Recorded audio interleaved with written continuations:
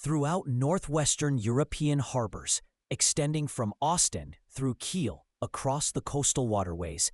An extraordinary sight greeted observers surveying the immediate post-war environment after World War II concluded in 1945. Thousands upon thousands of small gray military vessels lay moored in organized, silent arrangements across the waterways and anchorages. These constituted Britain's assault landing craft fleet. The wooden-hulled ships that had carried combat forces and assault troops to each and every contested shoreline, from Norway's frozen fjords to Burma's tropical beaches during the war years. After years of continuous service without respite or rest, they now rested quietly in the surprising calm that had descended upon Europe following the cessation of hostilities between Allied and Axis forces. The concentration and density of these vessels proved remarkable to anyone who witnessed it firsthand. Portsmouth's marine installations and naval facilities alone contained more than 300 landing craft assault and landing craft personnel ships within its yard perimeters and dock facilities spread across the harbor. Felixstowe housed another 200 vessels pending assessment and evaluation by naval authorities and inspection teams. Throughout Scottish waters, coastal inlets, and Irish moorings and harbors, hundreds more remained inactive and idle following their prolonged operational tours of duty during the war. These boats, numbering over 4,000 units of various types and classifications, under British authority and command when fighting ended across Europe and the Pacific, represented history's largest amphibious marine force ever assembled and maintained by a single nation in wartime operations. However, the post-war world that these ships had helped create and bring about would prove far less kind and merciful toward them than wartime duty and service had been to their structures. Just months after the Allied victory over the Axis powers in Europe and Asia, a massive destruction program began in earnest that would eventually eliminate the overwhelming majority of these vessels from existence entirely. The exact characteristics and specifications that had made these boats essential and irreplaceable during military campaigns and amphibious operations now rendered most entirely inappropriate and unsuitable for peacetime use and deployment in a peacetime navy. Their shallow draft requirements for beach operations, wooden construction techniques using timber, and highly specialized designs focused on assault purposes had proven perfect for beach landing operations against defended shores, but showed poor suitability and adaptability to the post-war situation and circumstances facing the Royal Navy. A curious competition emerged among the victorious powers following the war, though differing significantly from expected forms and patterns of post-war rivalry. Unlike the scramble to secure German jet aircraft or rocket technology for study and reverse engineering, no foreign rival or Allied power wanted these British timber assault craft for their arsenals or navies. Instead, the competition centered on determining which Allied nations might receive them through military assistance arrangements and aid programs, and which would face destruction and elimination from service. The subsequent developments and decisions would decide the fate and destiny of an entire naval craft category and type, whose wartime achievements remained undeniable and unquestionable by military historians, yet whose future survival would prove remarkably precarious and uncertain in peacetime conditions. When fighting ceased in Europe and the Pacific theaters, the Royal Navy held an exceptional and unprecedented inventory of landing ships and craft of all types. Prosody. The collection included approximately 1,200 landing craft assault vessels, the small armored boats specifically designed and engineered to carry 35 soldiers directly onto hostile beaches, under enemy fire and resistance. Another 800 landing craft personnel, with room for nearly 200 troops each aboard, filled harbor areas throughout Britain, awaiting final disposition and assignment. 600 landing craft mechanized, specially built for transporting armor and military vehicles onto beaches through surf, existed in various maintenance states and conditions throughout the fleet. Among these totals existed approximately 300 landing craft support variants, fitted with rocket launchers, mortar installations, and guns to provide protective fire and bombardment during beach landings and assaults against defended positions. The physical condition of these boats varied dramatically across the fleet and armada in ports. Many vessels bore significant battle damage received during Normandy actions, throughout Mediterranean theaters of war, and during Pacific missions and campaigns. At Gosport, naval survey crews found a troubling reality. 40% of inspected landing craft assault required extensive hull repairs and restoration work. Their wooden structures had suffered machine gun impacts or deterioration through extended seawater contact and exposure.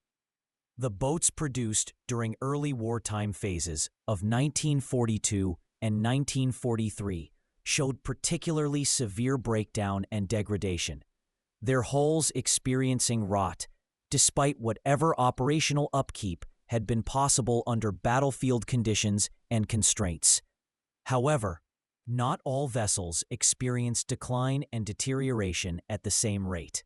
Many stayed in excellent condition, particularly those constructed during late 1944 for operations that never materialized due to war's end and conclusion. This created a complicated situation that complicated disposal arrangements and planning significantly. The Admiralty faced an immediate administrative challenge exceeding simple inventory management and accounting. These thousands of ships occupied berths desperately needed for commercial vessel conversion to civilian purposes and operations. Britain's economic recovery demanded quickly restoring its merchant ship capacities and capabilities, and the landing craft blocked vital harbor infrastructure and dock space.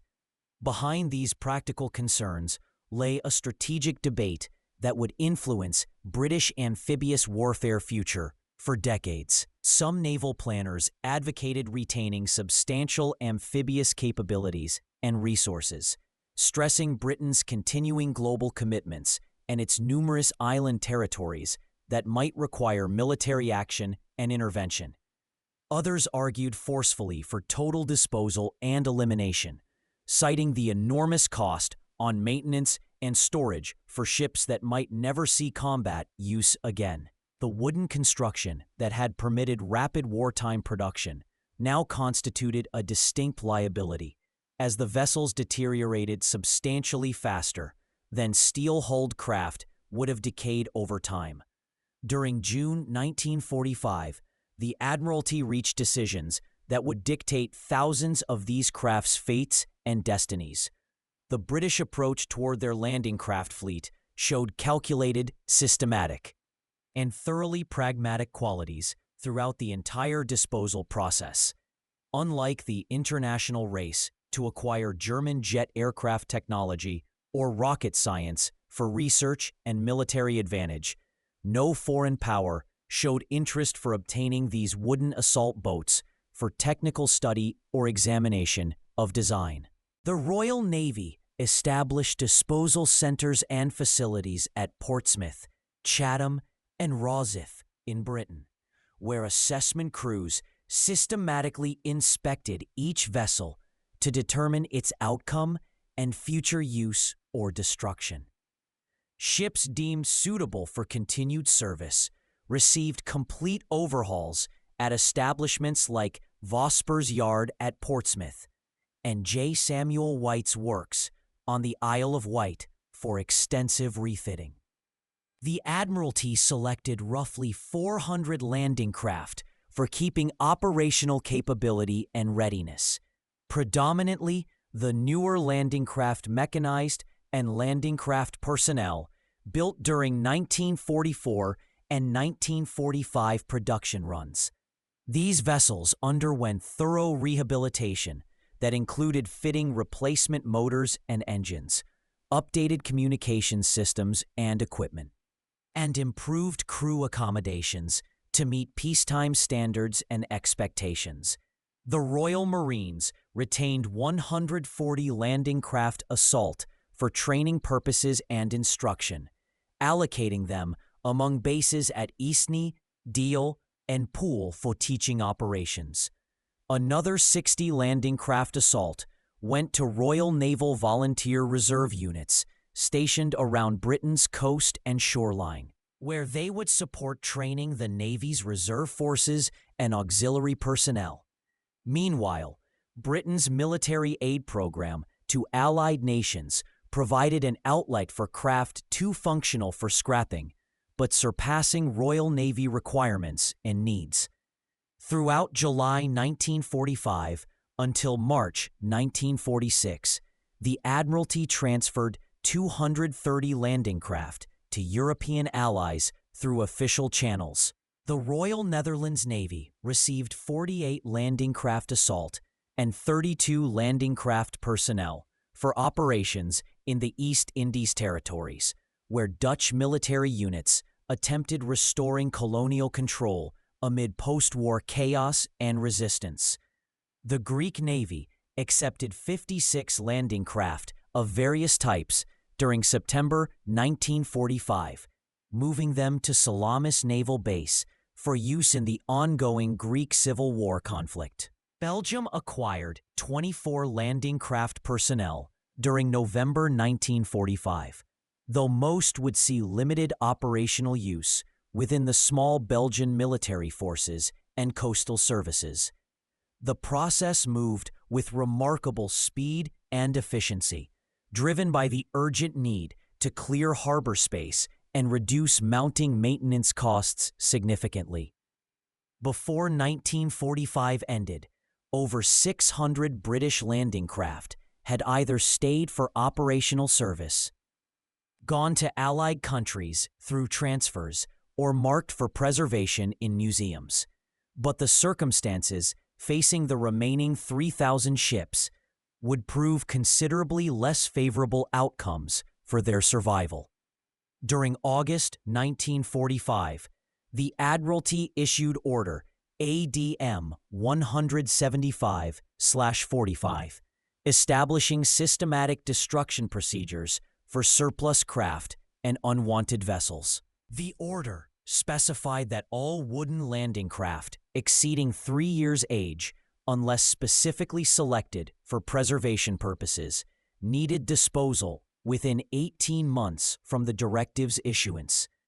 The urgency stemmed partly from practical concerns regarding deterioration and storage costs escalating, but also from Britain's desperate need for foreign currency and raw materials in its economically devastated post-war state and condition. Even the salvage value of equipment, engines, and metal components represented valuable resources to a nation facing severe economic hardships and shortages. Destruction operations began at locations like Invergordon in Scotland, where 340 landing craft came for breaking throughout September until December 1945 in continuous operations. The process proved extremely labor-intensive and demanding on workers. Workers stripped engines, electrical systems, and any salvageable components before burning the wooden frames and structures. At Sheerness, another destruction facility processed 260 ships before March 1946 arrived. The larger landing craft mechanized, featuring their substantial diesel engines and steel loading ramps, yielded enough salvage materials to justify careful disassembly and recovery operations for reuse. The smaller landing craft assault, built almost entirely from timber with minimal metal components incorporated, were simply taken to remote beaches and burned in fires. Throughout Scotland's shoreline and coastal areas, over 100 landing craft assault met this end at locations including Luce Bay and Campbelltown in organized burning operations. Witnesses described the burning as remarkably efficient, with the mahogany framing and steel bracing consumed in intense fires that lasted for hours on end, reducing the ships to ash and twisted metal remnants. Some ships served as artillery targets before final destruction and elimination. At Shoeburyness, the Army's gunnery school used 43 landing craft personnel as targets for testing new anti-tank weapons systems. During trials during late 1945, the Royal Air Force used 28 landing craft assault as targets for air-to-ground rocket tests at Tain Range in Scotland for weapons development. Before mid-1946 came, the destruction program accelerated considerably as winter approached with its storms. The cost of maintaining unwanted ships through winter storms proved unaffordable for an economically strained government budget. At Pembroke Dock in Wales, surveyors condemned 190 landing craft within a single week during February 1946, finding deterioration so extensive that many were deemed dangerous even for transit to braking facilities safely. These craft were simply sunk in deep waters off the Welsh coast deliberately scuttled rather than risking them breaking apart during towing to disposal sites. The complete destruction of Britain's landing craft fleet contrasted dramatically with preservation efforts surrounding larger warships and capital ships. While the Admiralty carefully maintained battleships, cruisers, and destroyers in reserve fleets for potential reactivation, the landing craft received no similar consideration or attention. The National Maritime Museum at Greenwich obtained a single landing craft assault for its collection, designated as LCA 1387 during December 1946 for historical preservation.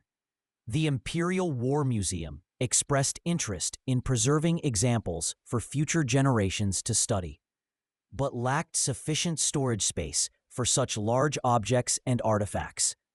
Before 1947 came, the destruction program reached its conclusion and finale. Records show that of approximately 4,000 landing craft under British control when warfare ended conclusively, roughly 3,600 had been broken, burned, scuttled, or destroyed through various means and methods.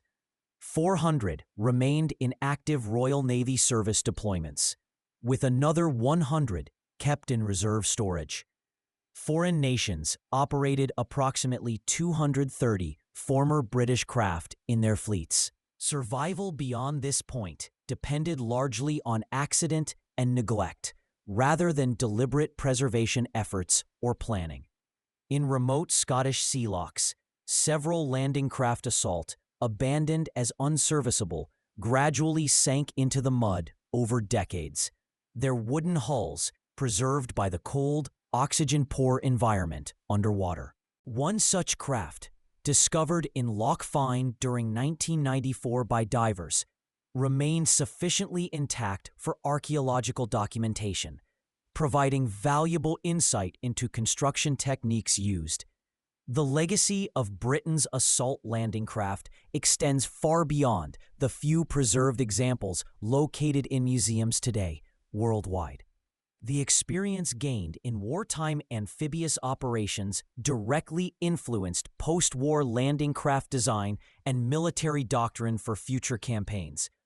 However, the wartime craft themselves vanished with remarkable speed, victims of their own success and the particular economics of post-war demobilization requirements. The systematic destruction of Britain's assault landing craft fleet represents among the most complete eliminations of a wartime ship type in naval history, leaving barely any trace of the vast fleets that once enabled victory.